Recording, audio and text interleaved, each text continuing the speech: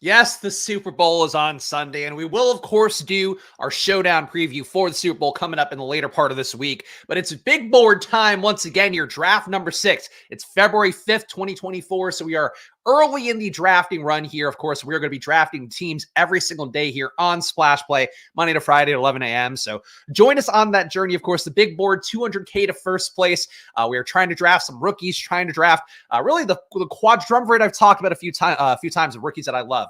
Jaden Daniels, number 1. Troy Franklin, number 2. I guess relative to cheap guys, more so than the Marvin Harrisons, the Malik Neighbors of the world. Audric Estime, another guy I love. Brock Bowers, of course, the tight end one, guy that I love. And I guess if we're going to go to cheap version, Ben Sinnott would be the other one I would want to get. But that's the 4 guys I'd like to get in a draft here in the big board, the rookies that I hold near and dear to my heart already. We'll find out more, of course, to fall in love with the Senior Bowl. Had some interesting revelations there. Michael Penix was supposed to start that game and then just said, I've done enough for myself. It didn't play.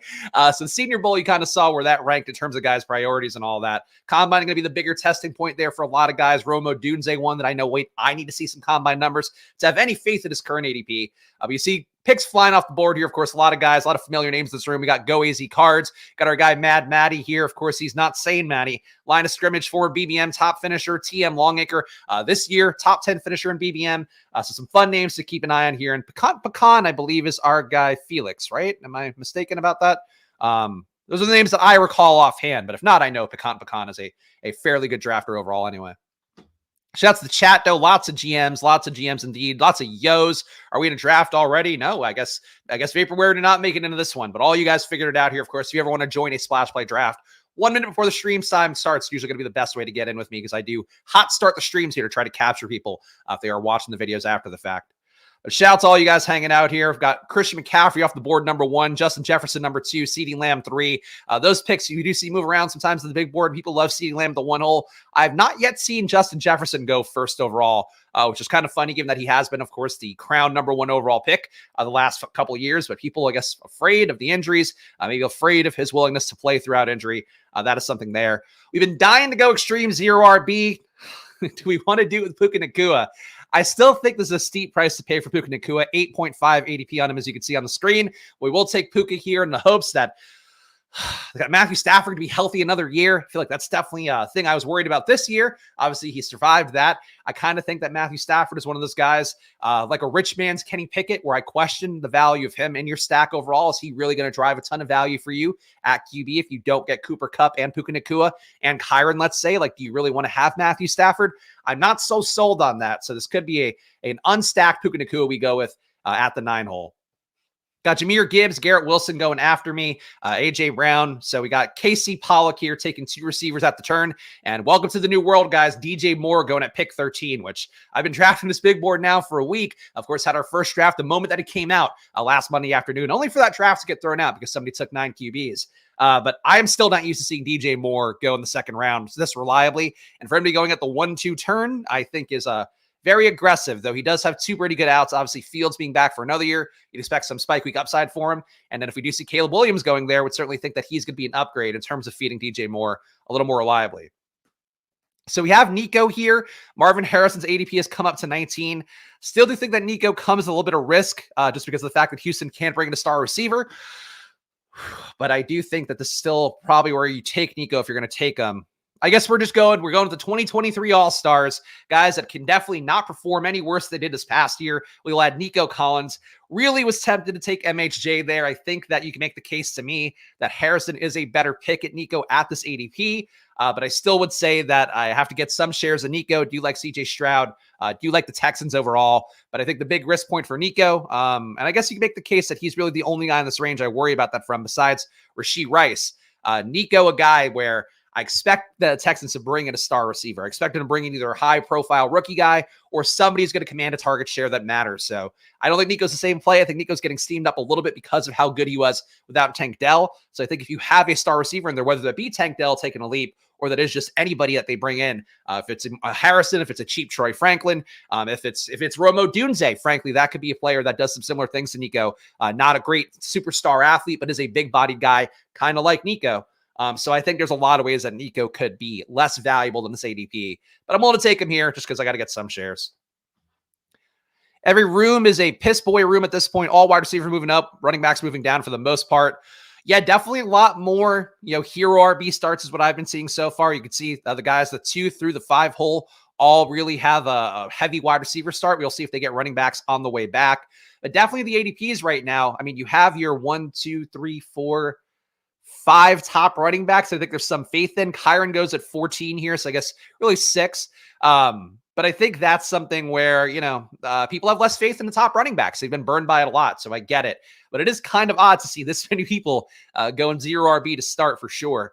And that is where we talk about the extreme 0 RB being a thing where I wanted to hit that in our Friday draft. If you can get an extreme 0 RB team, that is still going to be beneficial to you, because I think that even though we have a lot of teams starting 0 RB, they're going to take a running back in the 4th round. They're going to take one in the 5th round. If you go your first 5 rounds, 6 rounds, all wide receiver, probably getting off the beaten path a little bit more from guys who won't have the diamond hands in terms of just continuing to draft wide receivers over and over again. You're sleeping on Odunze. I'm not sleeping on Odunze. I think he's an okay player, but I think if he doesn't test well athletically, he is going to come crashing down the board. So I think he's being overdrafted quite a bit. Everybody's in the bag for Washington. I just don't think Washington was that good. The advanced analytics did not show Penix being as good as the eye test, as a lot of the highlights will tell you. And I think that is one of the advantages you have, is relying on the data, trusting the data. Of course, we always talk about Sports Info Solutions, the value it adds to my process for NFL. For college, same thing. It's why I've had success with rookies, that I try to really pinpoint that stuff down.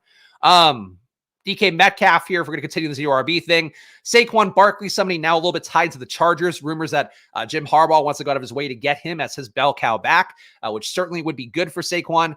But I'm not going to do that. I'm not a Saquon believer. Somebody else can have him at this point. I'm sure somebody will take him. 13 picks after ADP, 12 picks after ADP. He goes to DS Malouf here. Barkley, of course, mostly dust, as we talked about really last year, let alone this past season. I guess so 2 seasons ago. Thought Saquon is mostly dust. He's fine. I know people love him. I know people like that he's had some good games for Penn State now almost a decade ago. But I think at this point for me, Saquon Barkley, he needs to have an outcome where he's a bell cow on a team that's upward. So if he goes to the Chargers, he could probably pay off that ADP, because he's going to have a lot of that red zone work.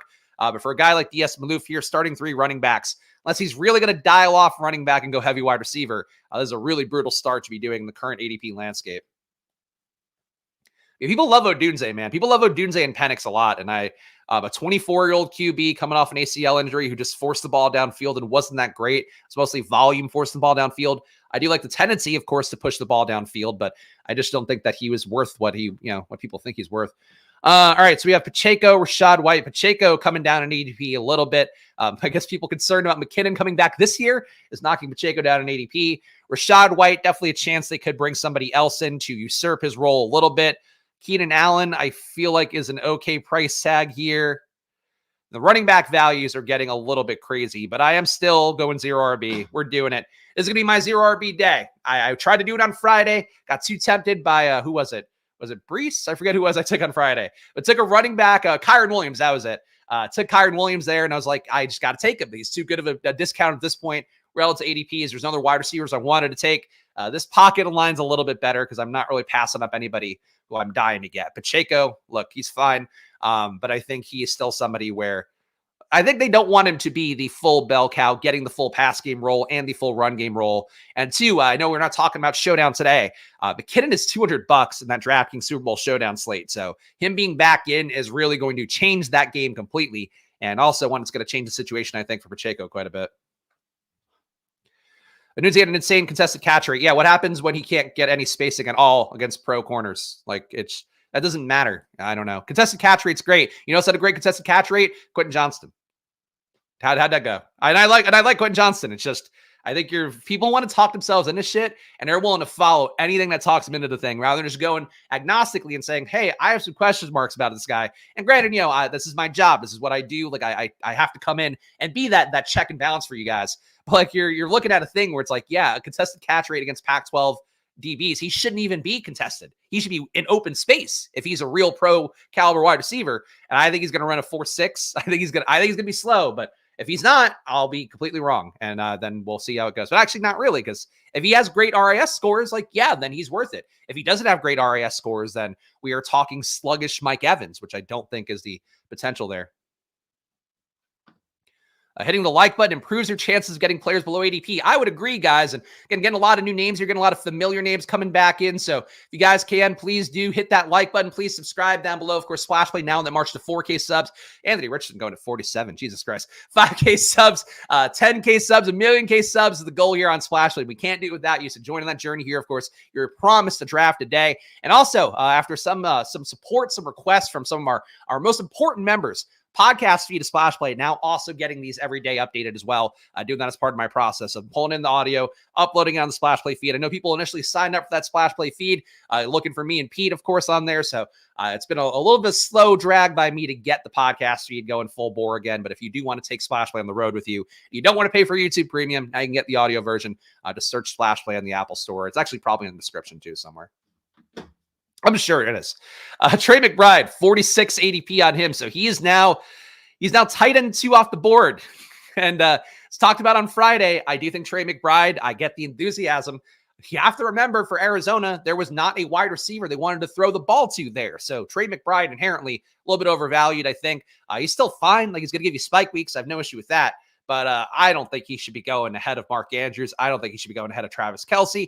He's now come up 70 spots from where his ADP was when the big board started. So the Trey McBride enthusiasm is very high, and I think too high personally, but we'll see. CJ Stroud goes to the guy who needed to take AR and CJ Stroud. Again, people, I really think coming off the 2023 season, it's now just people wanting to get a taste of guys they didn't get enough of in the previous year. We talked about the playoff best ball as well. Of course, the Rams being the best example of that. People really enthusiastic based upon, oh, I just need to get these guys now. I didn't play Puka. I didn't play Kyren Williams in the year. And it's like, you're getting AR and Stroud. I don't think taking QBs in a row like that is going to be plus EV. But that is what it is. And all this talk about Rome Odunze, and then here he is staring me in the face, and he's probably the best pick in this range. We have nothing with KC right now that seems that appealing. We could build out a Seattle thing, but there is a shot that Geno Smith goes away from that team. All right, you guys want Odunze? Ben wants Odunze in the chat. We'll get one share of Odunze here. He's our wide receiver 5. Team so far: Extreme Zero RB, Puka Nacua, Nico Collins, DK Metcalf, Keenan Allen, Rome Odunze. This is my first Odunze share of the year. I prefer Neighbors by a wide margin. I prefer MHJ by an even wider margin. And frankly, Troy Franklin at ADP, no pun intended, I think would appeal to me more. But we're doing Extreme Zero RB, so we got to get Odunze here, I suppose. Fuck off, Ben. But I'm glad to make Ben happy here. but like, again, it's just because of ADP. He's just here. There's nobody else I want. I've got enough JSN already. I don't need it. Terry McLaurin, getting Cliff Kingsbury potentially as his offensive coordinator. I guess confirmed getting Cliff Kingsbury as offensive coordinator after Kingsbury pulled out of the Vegas job. Not something I love either. We could take Pickens here and really try to push running back values back. Could take Josh Jacobs. He's going to be a bell cow somewhere, I would think. And at this point, honestly, not a bad pick. 11 picks after ADP. We're taking Josh Jacobs. Ends the zero RB run. Josh Jacobs, Puka Nacua, Nico Collins, DK Metcalf, Keenan Allen, Rome Odunze. That is our team so far. Anybody else do anything interesting? I mean, Mad Matty got Mark Andrews at 52 here. So that's a little bit more appealing than taking Trey McBride at 46 to me. But, you know, Mark Andrews getting older. I get it. Mark Andrews did allegedly save somebody on a plane, though, because he's a diabetic, which I didn't even know about Mark Andrews, but a diabetic testing kit. If you saw that story, it seemed fake, honestly, when I first saw it on social media. But then all the real reporters picked it up. So Mark Andrews boosts his ADP because he's apparently saving lives on airplanes. Trey McBride, who's he saved? Nobody. Not a single person. Saved Kyler Murray, I guess. That'd be the one person he's saved. Is the idea that Travis Kelce could require, I would assume that means retire, not getting any steam. I think that Travis Kelce retiring is why he's getting drafted where he is. Also was obviously a bust of a pick last year in that first round draft capital. But I think the assumption is that he's not going to be back if you're taking him at this ADP, or at least there's a risk that he's not going to be back. I still would be okay taking him. Obviously, you know, not trying to go crazy on Travis Kelce. But even 56, if Trey McBride's going to go at 46, like, which offense is going to be better next year? I think Arizona showed really a lot of signs of things that I was impressed by, especially for me, who thought it was right that they were going to be a team that sucked for the most part, wasn't in contention to make a playoff spot. They didn't tank down the stretch as much as I would have thought. They kept Kyler Murray in, seemed like they're going to build around him rather than try to chase the dragon of getting a new QB in.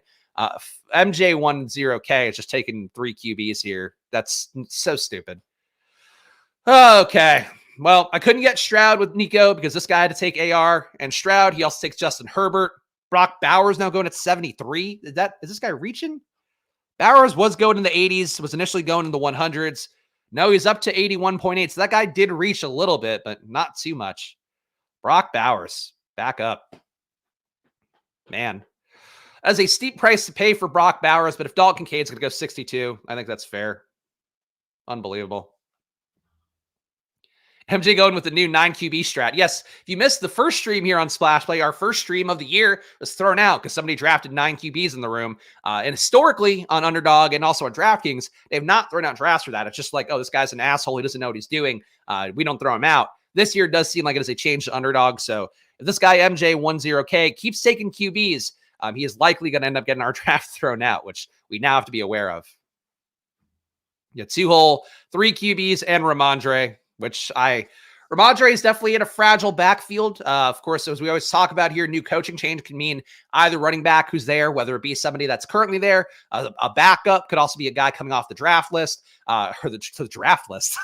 Yeah, they're all being demanded to go into the NFL. They're being pulled off the draft list. But it could be Ramondre, it could be Zeke, I guess. I don't think that's most likely they bring him back, but it could be Zeke. It could also be somebody they bring in to give a bell cow role. You just don't know with a new coaching staff. So that is something where I don't mind Ramondre at his ADP this year. Did not like him at all at his ADP last year and barely had any.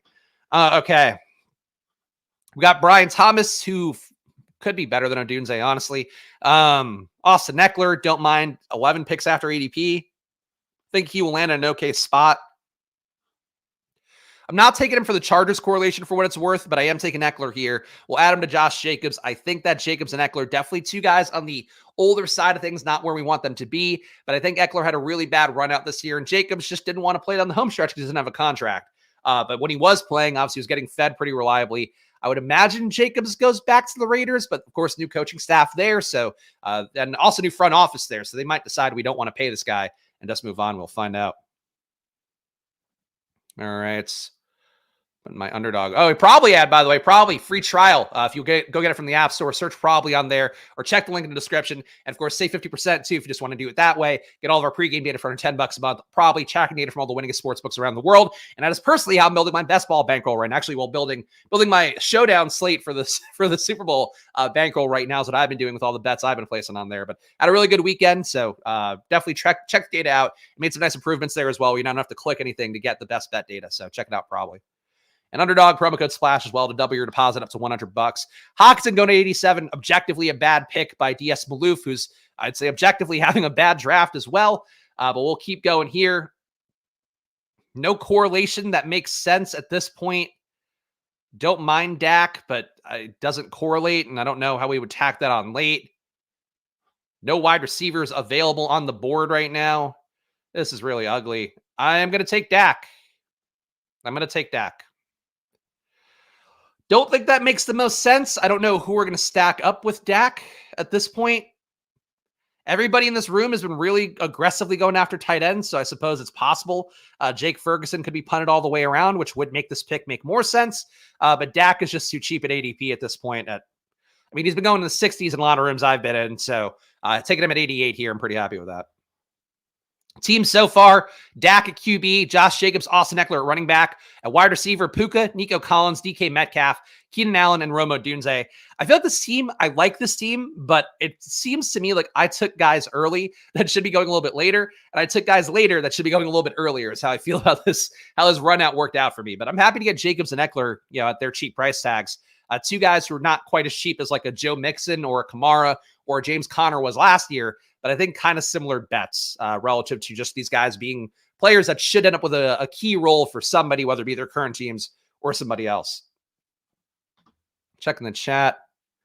Cook's still there.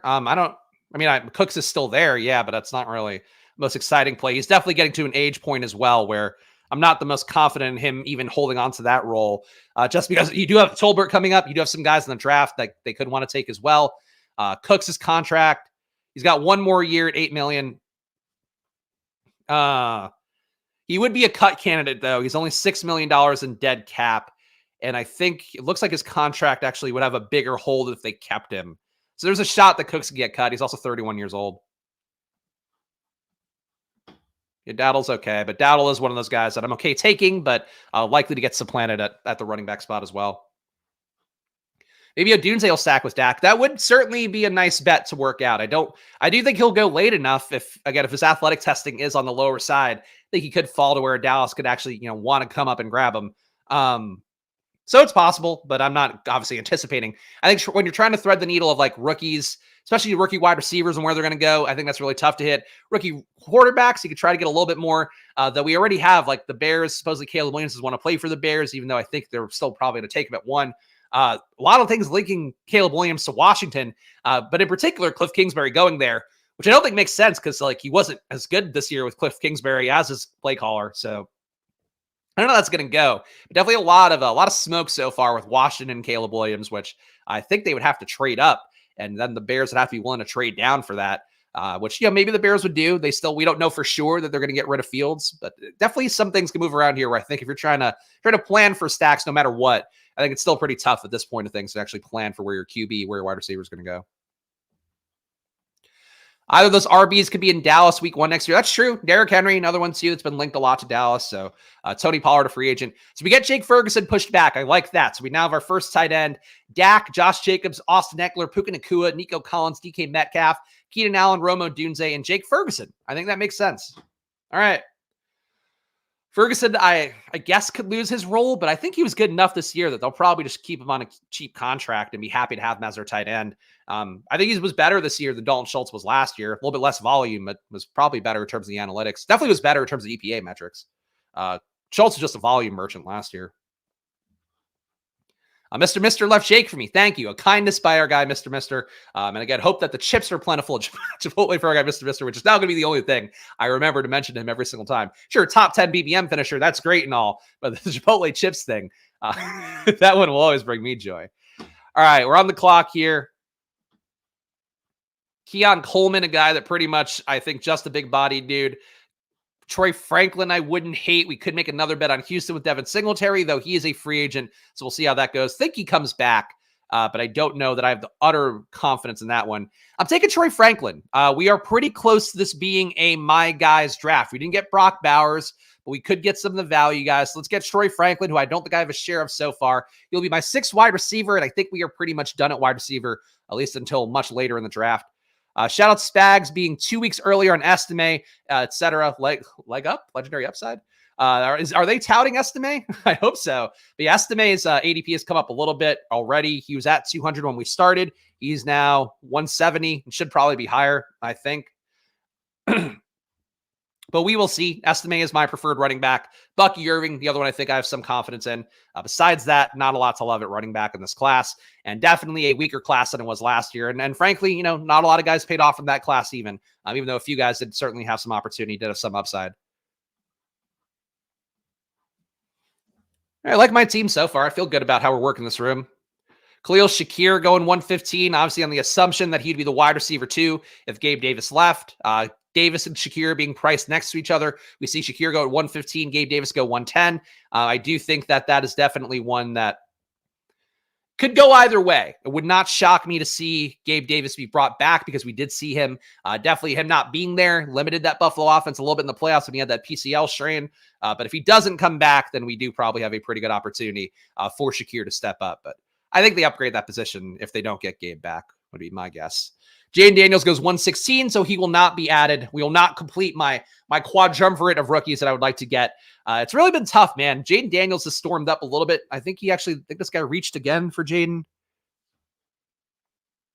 Jaden Daniels has a 123 ADP. That guy took him at 116. People really want to get shares of Jaden Daniels. As I've talked about, I think he's CJ Stroud and Anthony Richardson rolled into one. So I am very happy for anybody getting Jaden Daniels. I would like to get more shares myself, but he is just not aligning for me ADP wise. And damn it, like there was no way to do that. I would have to take him over Troy Franklin, and I think that Franklin at ADP made more sense for me. So we got that. Legendary upside ranks drops today because of Spags. I'm already 75% estimate in French cheap. All right, there. I appreciate that. Glad to hear it.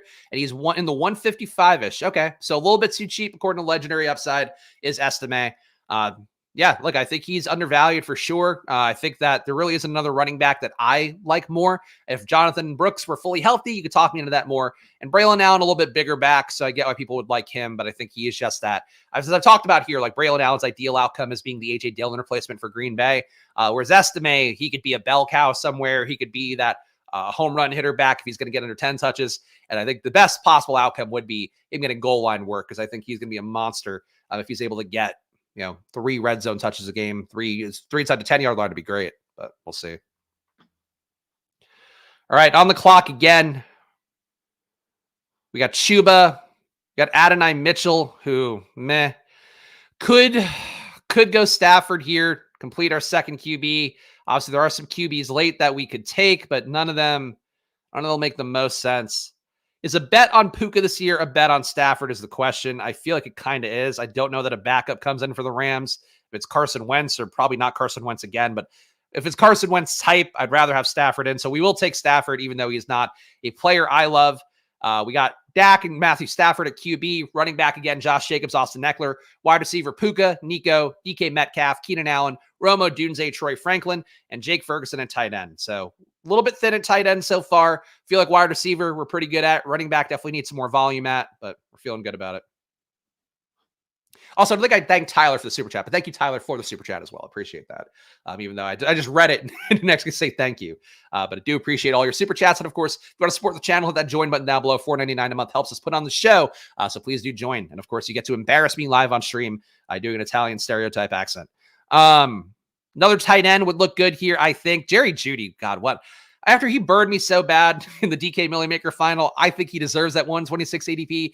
But how the mighty have fallen in an offense that really is not Jerry Jeudy's fault that he sucks. We will add Luke Musgrave, though. Again, I think that he really flashed the one thing I've been waiting to see all year in the playoffs, breaking off some big routes as the Packers obviously had their run to the divisional round. Musgrave, to me, another year, obviously a full year of health and a year of growth for Jordan Love, I think will be positives for him. So he and Ferguson, I think at this range, feel pretty good about taking them both at tight end. What's up, Spags? How about that year from Jerry Jeudy? Sorry for bringing that up. That's right. Zane was the guy who last year, I was talking about my Christian Watson love, and Zane was like, well, what's the difference between him and Jerry Jeudy? And the difference really was just that, like, Denver's offense was so ass. And, like, obviously Christian Watson got hurt too. So, like, we never really saw the full outcome. But Christian Watson at least had a couple 20-point games. Jerry Jeudy, I don't think, broke 15 on the year. So, yeah, Jerry Jeudy, I think it sucks for him. Them bringing in, what's his face? Bringing in the offensive coordinator, Pete Carmichael, bringing him into Denver. Not a good thing for ADOT for those receivers. It just means we're going to see more of a check down the offense. Still think that Bo Nix would be a great fit for Denver as kind of their version of Drew Brees, I think would be it. An efficient kind of system offense running QB like Bo Nix would be very positive. But even still, it's like I don't expect Jeudy to be great. He's probably more valuable in like full point PPR if he stays on Denver, and then also they feed him and it looks better. But man, like he just wasn't getting fed at any point, even when Cortland Sutton was out the back half of the year. So I just don't know. All right, thank you, Spags, for all your rookie alpha. Ripping drafts with more confidence than being completely lost. Look, I appreciate that. I know there's a lot of people I've heard who like don't want to hop in because they don't know rookies. And ultimately, obviously ADPs should dictate everything you do. I would try to give you guys my takes and all that. And then if you guys want to check the playlist, of course, talking about rookies, do have that on the YouTube channel as well here for Splash Play. So go check out the channel if you want to just go through and see that stuff. But I think they're definitely, like ADP has been pretty efficient for the most part, but Estimate was one that stood out. Daniels initially was one that stood out. Now he's, I think, appropriately priced going around Caleb Williams after Jared Goff. I think he should probably go ahead of Jared Goff just based on the rushing potential that he has and the downfield throwing and all that. But yeah, I think there's some guys here that frankly, I probably haven't gotten enough of because they've already been over the course of a week, like I've already kind of gotten closer to appropriately priced, but Estimate to me should probably be around this 120, 140-ish range, I would say. I would take him over Blake Corum. I know people like Blake Corum because he is a brand name that you've seen a lot, and I would say Estime is the better back than Blake Corum in every respect. Like, he's bigger, he's stronger. I imagine he'll RAS better. He'll have the better relative athletic scores. And I would say for Corum, he's just an end zone hound or rushing. Guy's got a lot of rushing touchdowns because he got the opportunity, but small and frankly might be too small to even get good draft capital. Shout out guy Edwin here, working from home on meetings, watching streams, drafting best ball teams. Who says you can't multitask? Yes, I know. Edwin left a comment over the weekend. Was glad to see him back in the mix. Always glad to see some new names here. Appreciate all you guys being here and giving us a shot. And of course, smash that like button here. Helps us get seen by more people. And that is Gonna be always the goal here on Splash Play. Let's see what we do here. I imagine Big Klitz. Big Klitz, another one that they probably don't want to see winning Best Ball Mania at Underdog. Trey Benson, not a back I love. I do think Braylon Allen is the better pick relative to ADP, but Trey Benson is here, and we have to be agnostic about this because sometimes these guys get ideal landing spots. If Trey Benson were to go to the Chiefs as a replacement for Jerick McKinnon because he's an okay pass catcher, even though he only ran 7 routes per game last year, the Trey Benson's role is too valuable. Same thing for like a Devon Achane, where Devon Achane last year was not very good in terms of the efficiency he had as he got more touches at Texas A&M. Year before he was great where he had less touches. I think that's something where he then landed in the ideal spot for Miami where he wasn't being asked to be a bell cow back, could come in, could hit some home runs. For Benson, it could be the same thing where he just lands in that right spot and gets there. So I'm trying to be agnostic about rookies, even though, frankly, I think Benson is a worse pick than Estime. But I have to have some Benson exposure in case he goes, he ends up somewhere useful. It's all about where they land. Casey Pollock takes Estime at 157, so I will not get him on the way back. Love when people reach for my guys, perhaps people watching the channel. It's been happening lately. So that's unfortunately there, but Estime goes and a good pick by him, even if it is a pick that is a tremendous affront to me. We got to get another running back in here. I've been taking a lot of Tyler Algier. Zach Moss probably going back to Indianapolis could get a better landing spot theoretically. Let's say the Chargers do miss out on a star running back. They don't get Saquon. Zach Moss maybe ends up the last guy left in the game of musical chairs at running back who had some pretty good numbers last year. So that is the logic for taking Zach Moss. If he goes back to Indianapolis, he's just basically a handcuff, which is not the best. Deshaun Watson at 161. I think that's too cheap for Deshaun. No, we don't love Deshaun. Not a great human being. Not a great quarterback last year. Lots of flaws. Some of the worst visual plays in the NFL last year, quarterback were Deshaun Watson. The one play where he literally got confused in the pocket and threw the ball backwards was one of my favorite lowlights of the year. But we saw enough with Joe Flacco. And obviously, these are different QBs. Joe Flacco is a grown adult who clearly knew how to comport himself well as a QB, where Deshaun, questions. But I think, if he can be Joe Flacco or even 80% Joe Flacco in terms of passing, but add on a little bit of running, I think Deshaun can have some hope. So him at 161 is just too cheap. Draft capital also impacts rookies' opportunity. Benson currently projected to be one of the first 3 running backs off the board. That is true. Coaches play guys. Front offices want guys played because they then look smarter if the guy is good. So that is the logic for Benson. I just really not impressed by Benson. Not the shiftiest back. 22% avoided tackle rate is pretty bad. Catching passes, he only got 6.8 routes per game, 2 targets per game. Had a 0.29 EPA there, but only a 0 flat EPA running the ball. So like Benson is really, to me, I'd rather have other running backs personally. And if I were an NFL team, I'd rather draft a different running back, but he'll go where he goes. Do you prefer straight up returning Chandler that got great work and has juice, or FA Devin Singletary, you may return to Houston or go elsewhere? I think Singletary by a pretty wide margin. I think Chandler, they kind of fell out of love with already. Like they were using him less out in the back half of the games that he was running, where he basically had that one game where he got all the work. Then I think the next game had a lot of work, but wasn't good. And they shifted back as such as and gave it back to Madison a little bit more, I believe, in week 17 and week 18. Not a lot, but like it was enough that he then was like the opportunity changed, I think, for Chandler. So I'm pretty out on Chandler. I think that Minnesota gets another running back in. He's got no draft capital. I don't think he did enough last year to be a guy that you carry over and go, hey, you're coming in, you're the starter. But he could end up that way just kind of out of inertia. So I think he's okay, but like, I don't know, man. Like, what if J.K. Dobbins goes to Minnesota? What if they do run Cam Akers back? I don't know. Like, I think there's a lot of ways that Chandler cannot be there. I think right now he's getting drafted. Like, there is almost an assumption that he's going to be the back, or at least get a shot to win that job. And I'm not confident in it. I think Singletary he'll either come back to Houston. He's going to be the starter and the unquestioned starter. And I think he is likely to go back to Houston and probably get like a 2-year deal, maybe a 3-year deal, or he'll go somewhere else and he'll probably get, they'll probably treat him as like an acquisition that matters. So I think Singletary's got a lot better outcome than Chandler, who's could only start for Minnesota, basically. I was hoping Watson was going to fall to 166. Unfortunately, did not come to go AZ cards, but I'm sure we will survive without our Deshaun Watson here. 2462 is my current build. Could use some more running backs in here. Gus Edwards, not the sexiest play, but we do have Mitchell coming off the ACL tear, so we could see Gus doing the same bullshit that he did this year. Again, also a decent risk that Gus, I think he's a free agent, right? Let me make sure that Gus's contract status. Pretty sure he's a free agent though. But he's one of those guys. Yeah, so he actually looks like has a contract. Yeah, so he has a contract through 2027. When the fuck did they sign Gus to a long-term deal? I guess he's still on the team. Obviously, they can cut him because he's kind of fucking nothing. But Gus is apparently signed long-term to Baltimore. No, it says on Spot Track that he's not a UFA until 2024. Wait, what the? Oh, they're putting in projected contracts now. That's weird. Okay, so he's an FA. That's very confusing. I don't like the way the Spot Track changed that. I feel like they changed that within the last week. All right, whatever. 2562. Damian Pierce, I just do not have a lot of faith in. Marshawn Lloyd, a guy that we do like here. Probably my favorite late running back that I could actually get. A good Senior Bowl by him. He has to grade out over 200 pounds because he's pretty small. But a ton of juice, as we talked about with Marshawn Lloyd. I know if you're watching every video, you probably hear some of these takes over and over again. I apologize, but we have new people coming in every day. Marshawn Lloyd, 37% avoided tackle rate. Only had 12 opportunities per game, though, at USC last year because they were running basically like 3 running backs per game. 85% avoided tackle rate when running a route, which he did run 11 routes per game. So Marshawn Lloyd, ton of juice, ton of shiftiness there.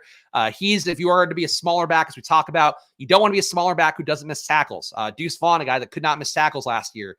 That's where you don't want to be because you're basically going to get punished over and over again. And coaches are also going to see that in practice and not put you on the field. Marshawn Lloyd, though, ton of juice, very good Senior Bowl, and a guy that if he's like 5'8" and 200, he's going to be okay. If he's 5'6" and 180, these picks are probably a little bit useless. Legendary upside and Marshawn Lloyd, both. Okay, there we go. I'm glad they both like Marshawn Lloyd. Actually, leg up and PFF both like Marshawn Lloyd. So good. I think Hayden over at Underdog also likes Lloyd too, though I think we both threw it a little bit in the bag for USC guys, slightly more than average. A lot of dusty vet running backs this year. Probably see them play musical chairs with the running back draft class being weaker. I would agree with that. I think it's a better situation not a better situation. The running backs who are veteran free agents this year are like the better versions of Fournette, of Kareem Hunt, of Zeke last year, who people were pretty excited about. Those are players like, again, Jacobs, Eckler in particular. Those two, I think, land a lot of different spots. Saquon, I think, is getting a little bit overdrafted. There's a chance that he just ends up back in the Giants because nobody wants to pay him, $13 million a year. And I think after the year he had, I don't see how he gets even the money he was offered last year. But we will see how that goes. But definitely a lot of running backs that I think land somewhere and land with a real role in terms of free agency. I just don't get how Polk and Leggett go before him. Talking about Devontae Walker, fastest MPH to the Super Bowl. I think Walker, Walker to me was propped up by Drake May being an air yards merchant. So to me, I'm not the biggest Walker guy. As we talk about the advanced analytics with him, nothing really stood out that impressively. Let me pull up his numbers for we're on the clock again. Tez Walker last year, 0.2 EPA per target, which is not very good. He had 162 air yards per game as well. Only a 25% target per out run rate. So you're basically just talking like a full air yards guy. He was okay out wide, 7 wide targets per game, 0.35 EPA there. Didn't get anything in the red zone, didn't get enough targets to qualify in the red zone. And downfield, he really wasn't that good. He had 3 downfield targets per game, but only a 0.28 EPA. For comparison's sake, Marvin Harrison had a 1.6 EPA per downfield target. Same thing for Malik Neighbors. So, there's a really big teardrop in terms of performance on deep balls. I think he just had fed. I was talking about the Jameis Winston year a couple of years ago for the Bucs, where that was one of my favorite fantasy years because you were basically getting 500, 600 air yards per game from Jameis. And then guys like Rashad Perriman were going off and nobody could really figure out what to do.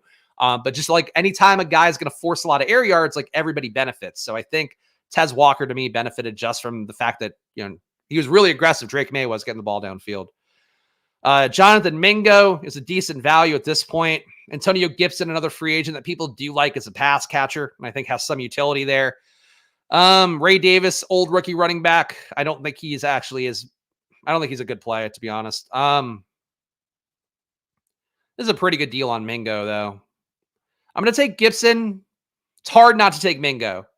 Do expect Carolina's offense to be better with Dave Canales taking over as head coach. He got the most out of everything in Tampa Bay last year in a way that I was really impressed by. And as we've talked about, hunky offensive coordinator moving up the food chain, always something we want to track. and Canales did that really well. So I would say Gibson, Mingo, an interesting play here. And I would actively take Mingo above Brendan Rice. I think this is being too excited about a young rookie. Mingo, as we talked about, I hated him last year, barely took him in drafts. I think that was a really bad situation for him this year. Buying the dip, I think, is an okay move for Mingo, especially at 204. And I would not take Brendan Rice over him, even though I do like Brendan Rice. 2762. We could go a third QB. Though I really don't like Penix. Don't mind Bo Nix. Don't mind JJ McCarthy, but hard to confidently say those guys are going to be starters. This is really not a great pocket. I'm going to reach for Bo Nix. I still believe in Bo Nix. Again, the Senior Bowl was not kind to him. I think he's going to land in an offense that really takes advantage of the fact that he can be a guy that like really runs an efficient, well-oiled offense, a high difficulty offense. I think Bo Nix can do. That's what he ran in Oregon. That was not an easy offense to have a grasp on, and he was fantastic. As we talked about Bo Nix, people are down on him. I think our guy Felix was comparing him to Jake Locker. He's not he's really accurate. He's an 88% completion rate guy or a catchable ball rate guy, which you just don't find a lot of. To be able to hit your targets that reliably is a very important skill. And it's one where I can overlook it for an AR. I can overlook it being that good for guys that have other things to point to. But Bo Nix, 88% catchable ball rate, 77% on target rate, both top in the class by a pretty good margin. For what it's worth, JJ McCarthy, number 2, 86% catchable ball rate. Jane Daniels, number 3, 85% catchable ball rate. But Bo Nix, not a deep ball slinger, only a 10% deep ball rate, which is a lot lower than guys like Drake May, who threw a deep ball 17% of the time. But still, he's a professional. He's an adult. Felix just does. I'm not bashing you, Felix. I appreciate you bringing a different take here. But yeah, Felix doesn't think he's good. I strongly disagree. But look, we'll find out in a couple months. We'll find out in more than half a year how good Bo Nix is. But I think that he will get appropriate draft capital. Don't know if he'll be a first rounder, but I think he could be a second rounder. And I think he can be the great white hope for Denver. Would be my bet. I think Denver falls in love with him. Geno is starting this year. Talking about Jeff. Oh, I think Bo Nix could go to Seattle. Geno could get cut. He actually would be, I think, a pretty big cap savings, if I recall correctly. I think he'd be like a 13 mil cap savings. And we just don't know what Mike McDonald's going to think of him as a QB. So I wouldn't file Geno as being a must-have. Yeah, he would create, where's the savings on Spot Track? I mean, he would be 17 million in dead money, but this is the out year for him. So his contract goes up pretty big in 2025. I don't know. I wouldn't lock that one in. I also, as we talk about, I would not lock Kenneth Walker in as being the stud back for Seattle again, too. That is a spot where I think Charbonnet and Walker will get treated as individuals coming in for Mike McDonald, and we'll see what happens there. But I think that is going to be an offense that runs the ball pretty aggressively, too. Which could be a fit for Bo Nix. And honestly, could be a fit for Geno, how he played last year. Geno was not getting the ball downfield as much, was not running as much. But I don't have the full confidence that Geno comes back. $23 million savings on Geno. There, I knew I saw some big number like that. Yeah, Spot Track, I wish made it a little bit easier. I don't know. I like Spot Track for knowing just who's a free agent, who's not. But I feel like that really confused the shit out of me, the Gus thing, because I've never seen them put in the projection for salary and make it look like it's the contract. That was really confusing for my simple streamer brain.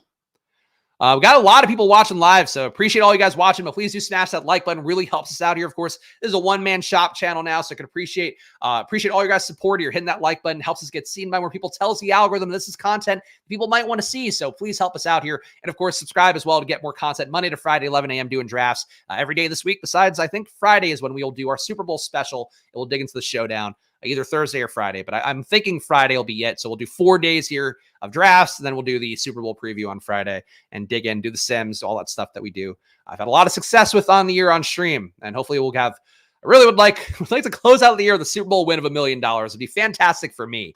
But well, who knows? Malik Washington going, I think that's nothing.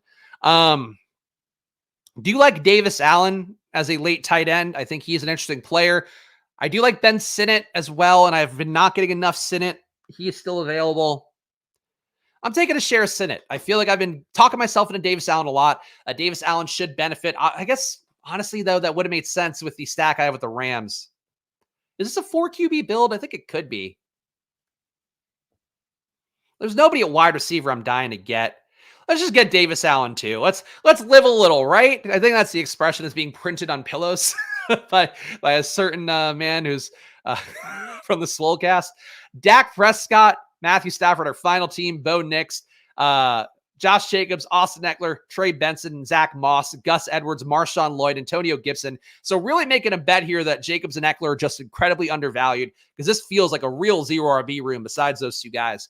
At wide receiver, Puka Nacua, Nico Collins, DK Metcalf, Keenan Allen, Romo Dunze, and Troy Franklin. Like all these are guys who have roles. I can certainly nitpick Nico Collins' ADP right now. I think that does come down a little bit, but still, I think the build made sense. Would have liked to have gotten Stroud in this build, but he got taken by the guy who took too many QBs. 4 tight ends in this one: Jake Ferguson, Luke Musgrave, Ben Sinnott, Davis Allen. Kind of think that Sinnott and Davis Allen are thin enough plays that it made sense to go 4 tight ends here. Obviously, a 20-round draft helps that out too. Probably would still not go 4 tight ends in a traditional 18-round draft, but a 20-round draft, we can do that. Checking the chats here. We'll let the fine folks here, Go Easy Cards and Mad Manny, do their picks. Of course, they are Splash Play members here or parts of the community that we appreciate. Most consistent guy in the game right now. Thank you. That's all I can ask. You know, Ben disagrees with me on our Romo Dunze takes. I'm showing up bright and early. I did my prep work bright and early for this moment to be ready for this. So if you guys appreciate the information, join along with the journey here. And that is going to be it for this stream for today. So come back tomorrow, of course. Guys, please do subscribe down below if you can. Let me go full screen here. Use that promo code SPLASH, by the way, if you want to get a double to your deposit up to $100 on Underdog. Great deal on there. Also, if you want to support the show and get data for yourself, check out Stochastic, save 50%, or check the link in the description by using that promo code SPLASH as well on there. That includes all the sim packages they have. So lots of great ways to save money on there. Get a week of NFL data if you just want to go in for the Super Bowl. But check the link in the description for Stochastic or use promo code SPLASH on there.